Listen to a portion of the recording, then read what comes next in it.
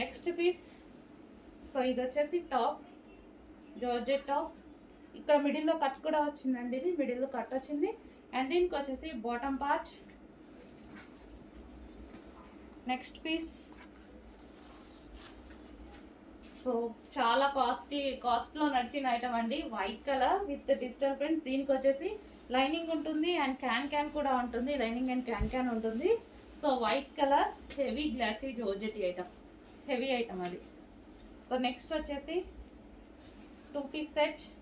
So ఇది వచ్చేసి మనకి టాప్ వస్తుంది, మిడిల్లో కట్ వస్తుంది, డిజైనర్ పీస్.